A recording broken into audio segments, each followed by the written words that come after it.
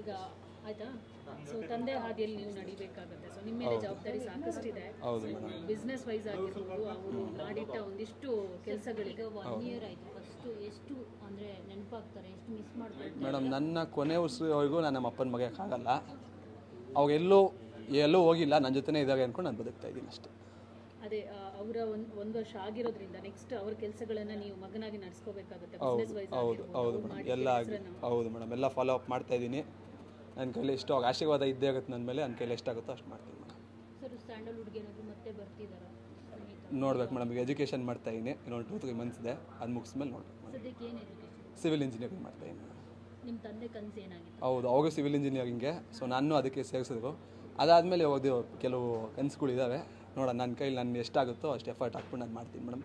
ಮಿಕ್ಕಿದ್ದು ದೇವ್ರಿಗೆ ಬಿಟ್ಟಿದ್ದು. ಸ್ಪೆಷಲಿ ನಿಮ್ಮ ಜರ್ನಿಗೆ ನಿಮ್ಮ ತಂದೆಯವರು ಬೆನ್ನೆಲುಬಾಗಿ ನಿಂತಿದ್ರು. ಸೊ ಅವ್ರು ಇಲ್ಲದೆ ಇರೋದು ಎಷ್ಟು ಅಂದರೆ ಲೈಕ್ ಅವರಿದ್ದಾಗ ಸಾಕಷ್ಟು ಜನ ಬಂದಿರ್ತಾರೆ, ಬಟ್ ಅವ್ರು ಇಲ್ಲದಾಗ್ಲೂ ಅಷ್ಟು ಅವರು ಎಲ್ಲರೂ ಬರ್ತಿದಾರಾ ಅಥವಾ ಇಲ್ಲ? ಇದ್ದಾರೆ ಮೇಡಮ್. ಯಾಕೆ ಮನ್ಸ್ಪೂರ್ವಕ ನನಗೆ ಅವಾಗ ಸಪೋರ್ಟ್ ಮಾಡಿದ್ರು, ಇವಾಗೂ ಅವಾಗೆಲ್ಲ ಇದ್ದಾರೆ. ಆಮೇಲೆ ಇನ್ನೊಂದು, ನಮ್ಮ ತಂದೆ ಯಾವತ್ತೂ ಹೋಗಿದ್ದಾರೆ ನಾನು ಅಂದ್ಕೊಂಡಿಲ್ಲ. ನಾನು ಕೊನೆ ನಾನು ಯಾವಾಗ ಉಸಿರಾಡ್ತ ನಿಲ್ಲಿಸ್ತೀನೋ ಅಂಥ ತನಕ ನಮ್ಮ ಅಪ್ಪ ನನ್ನ ಜೊತೆನೇ ಇದ್ದಾರೆ. Thank you.